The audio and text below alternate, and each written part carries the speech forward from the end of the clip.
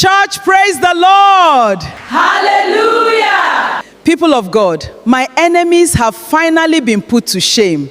God has wiped away my tears. And today, my daughter is a medical doctor.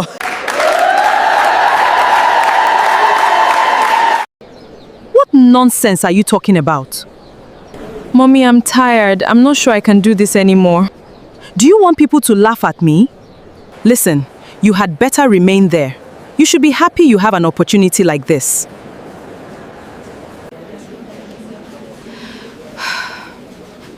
My people, sit back and grab your popcorn while I tell you the story of Amira and her mother.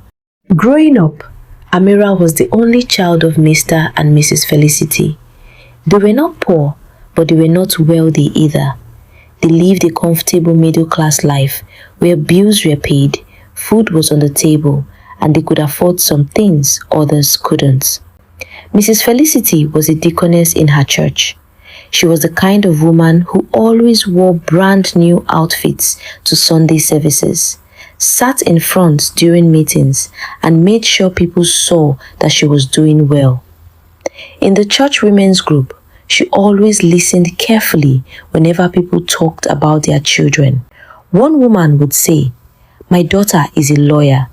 Another would say, "My son is working in Canada." And every time she heard those things, jealousy would creep into her heart because she wanted that feeling too. She wanted people to look at her and say, "That woman tried. Her child is a doctor." But Amira was different. From a young age, she loved creating things. She loved drawing, music, writing lyrics, and creating little performances for herself. Whenever she heard a song playing, she wasn't just listening. She was studying it, the melody, the emotions, and the story the song was telling. But to her mother, those things were distractions and a waste of time. When Amira was still in secondary school, she finally gathered the courage and told her parents what she wanted. "Daddy, Mommy, I think I want to study music in the university." For a few seconds, the room was silent. Her father looked surprised. But her mother, she was furious. "Music, eh? As in singing?" She repeated the words irritated. Amira nodded with an innocent smile. "Yes, Mommy, I can even perform some songs for you right now." Mrs. Felicity stood up instantly. "Amira, have you been bewitched? You want to bring shame to this family, Abi?" Her mother shook her head and snapped her fingers continuously. "No, no, no. This cannot happen. My enemies are going to laugh at me." The next day, instead of discussing career options, her mother took her straight to church. "Pastor, my daughter suddenly wants to follow a useless path. I believe she needs serious deliverance and cleansing." Amira sat on the floor quietly while the intercessors prayed over her fervently, not because she was possessed, but because she had a dream her mother simply couldn't understand. If you have stayed up to this point, this is a sign for you to like this video and hit the subscription button so you don't miss out on more stories from this channel. Even before university, her mother had already decided her future. In secondary school, Amira was originally in art class. She was happy and she felt like she actually belonged there. But the following semester, she came to school and discovered something had changed. Her teachers had moved her to science class after receiving instructions from Mrs. Felicity. When Amira got home, she asked her mother directly, "Mommy, why was my department changed?" But Mrs. Felicity didn't even look remorseful. "My child, you are still young. You don't know what you want," her mother said nonchalantly. That sentence became something Amira heard many times in her life. "You are young. You don't understand. I know better." Deep down, Mrs. Felicity believed she was only protecting her daughter from a difficult life, not realizing she was about to make her life even harder. Amira had to juggle tutorials, extra lessons, and normal school hours just so she could meet up with her mates. Her mother made sure she studied extra hard by selling her dreams of all the benefits that comes with being a doctor. When university admission finally came, Amira passed and was offered medicine and surgery. Her mother celebrated like she was the one who wrote the exam. Neighbors heard the news. Church members heard the news. In fact, she told everyone she came across. The daughter of Deaconess Felicity is about to become a doctor, people whispered. Mrs. Felicity walked around proudly. She enjoyed the attention, and everywhere she went, she carried the information like a trophy. Meanwhile, inside the university walls, Amira was struggling. The courses were demanding, the practicals were stressful, and the long hours drained her. While other students were passionate about becoming healthcare workers, Amira was just there, trying to survive. She studied hard like her life depended on it, and managed to pass her exams. But every level of achievement came with a hidden sadness. After graduation and NYSC, an opportunity came for her to work abroad. The salary was attractive, the kind of money many Nigerian families prayed for. Her parents were excited, especially her mother. She organized a huge Thanksgiving celebration in church. Mrs. Felicity stood proudly at the church podium. People of God, my enemies have finally been put to shame. God has wiped away my tears. And today, my daughter is a medical doctor. Other women congratulated and admired her, and for the first time, she felt like she had achieved the respect she always wanted. Food was served and praises were sung, but while everyone was celebrating, Amira was quietly preparing to leave Nigeria with a heavy heart, because she knew traveling abroad would push her farther away from her dreams. When Amira landed abroad, everybody thought her life had finally changed. Back home in Nigeria, people saw only the beautiful side of the story. They saw the pictures, the airport videos, they saw her mother posting online proudly. But nobody saw the tears Amira wiped away quietly. Nobody saw the lonely nights. Nobody saw how many times she sat on the edge of her bed in a foreign country, staring at the wall and asking herself, how did I get here? The first few months were the most difficult. Everything was different. The weather was different, the people were different, and the accent was unfamiliar. Even simple things she was used to felt strange. Back home, she had familiar faces around her. She had friends who understood her jokes. She had people she could sit with and talk for hours. But abroad, after her long shifts, she returned to a quiet apartment. Nobody calling her to eat her favorite meals. Just silence. Working as a doctor itself was not easy. The reality was far different from the picture people painted. People thought, oh, she's abroad, so she's enjoying. But they didn't know what happened behind those hospital doors. The long shifts, the emotional exhaustion, handling emergencies, making decisions under pressure, trying to stay professional even when her mind was somewhere else. She could be attending to a patient while thinking of a song in her head. Some nights, Amira came back home completely drained. She would remove her shoes at the door and just sit there for hours. Her passion started feeling like a forgotten language. Her creativity was slowly disappearing, and it broke her heart. The hardest part was that she couldn't even complain, because anytime she spoke with her family, they reminded her how lucky she was. "Mommy, I'm really tired." Her mother laughed lightly. "My daughter, everybody is tired. At least you are tired in abroad." "Don't start thinking too much, oh. Do you know how many people are praying for the opportunity you have?" Mr. Felicity added. Those words hurt her deeply. She knew her parents were not trying to be cruel, but she also knew they were not listening. As months passed, the pressure increased. Her family started depending on her financially. At first, it was small requests. "Mommy needs to buy something. Daddy's car needs repair. Send money for this. Send money for that." And because she loved them, she tried. She worked even harder. But she noticed something. The more money she sent, the more they expected from her, especially her mother. Mrs. Felicity started changing. The woman who once prayed for her daughter's happiness became more concerned about appearances. She started buying expensive clothes, bags, and jewelry, things she never used to buy, not because she needed them, but because she wanted people to see her differently. During women's meetings and testimony time in church, she proudly talked about Amira. People admired her, and that admiration became something she couldn't let go of. She wanted to maintain the image of a successful mother, but she never stopped to wonder if her daughter was really happy. The breaking point for Amira was after another exhausting week.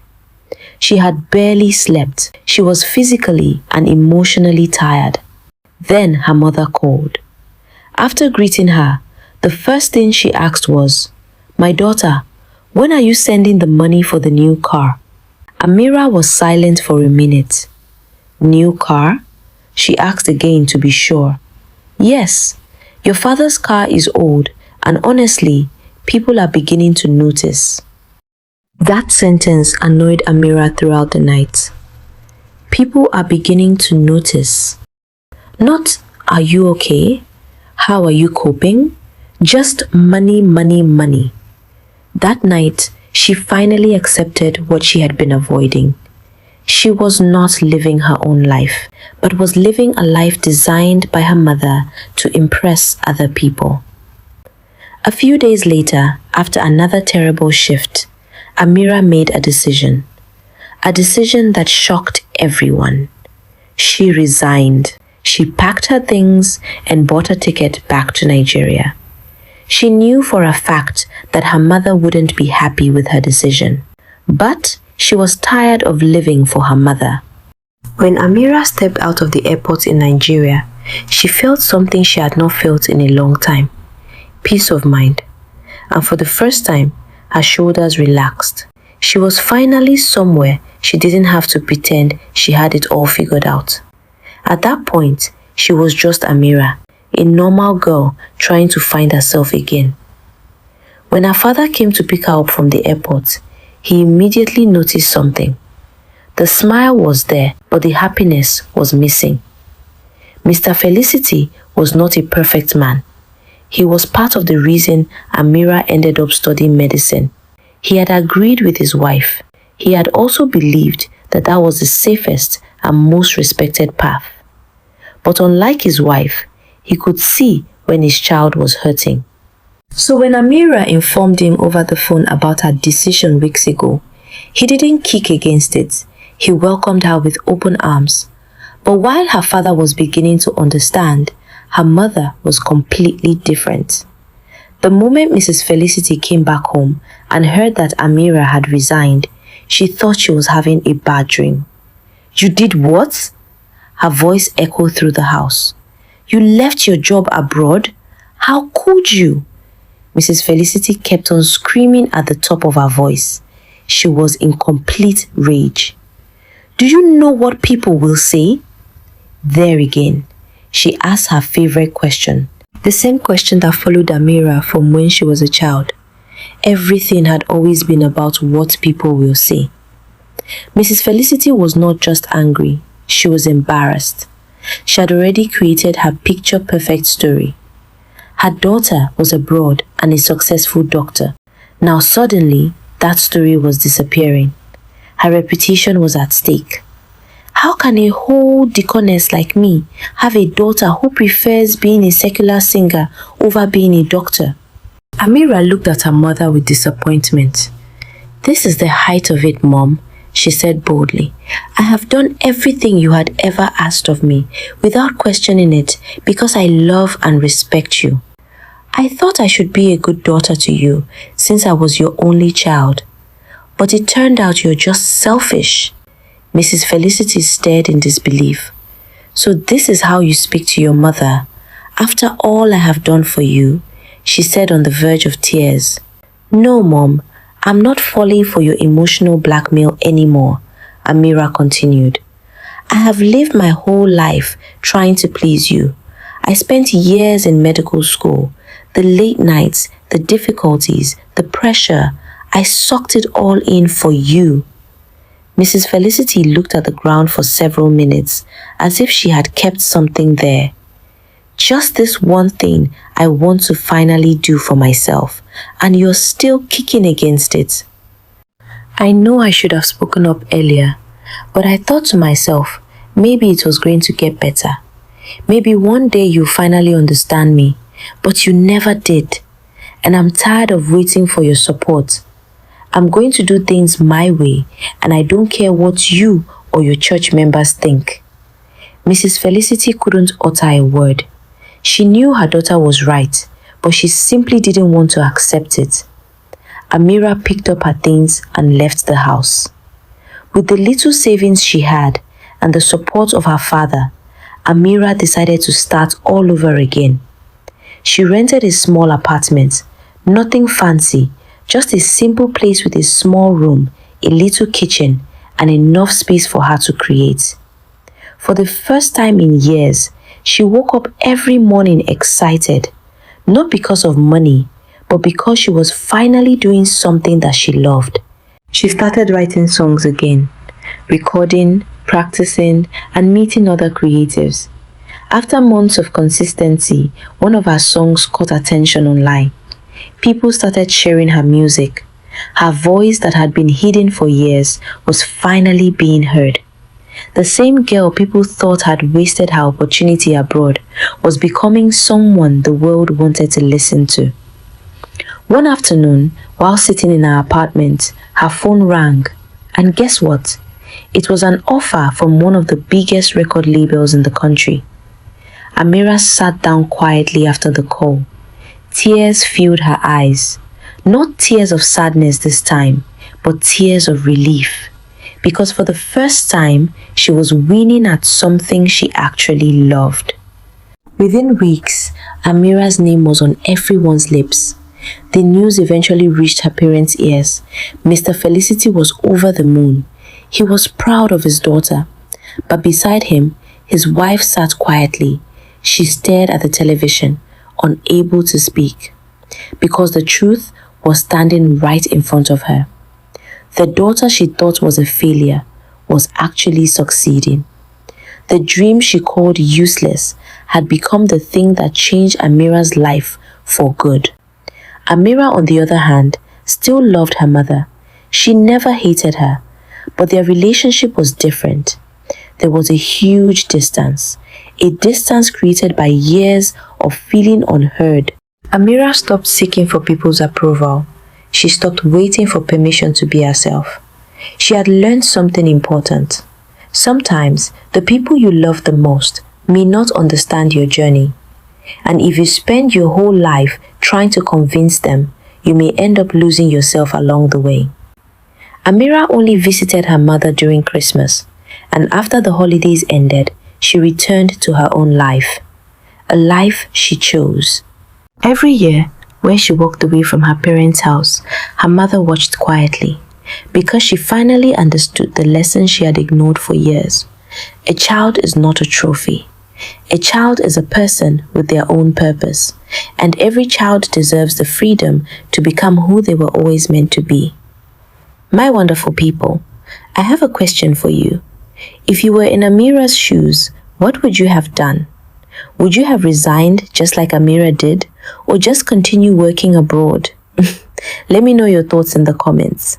Thanks for watching. Until next time.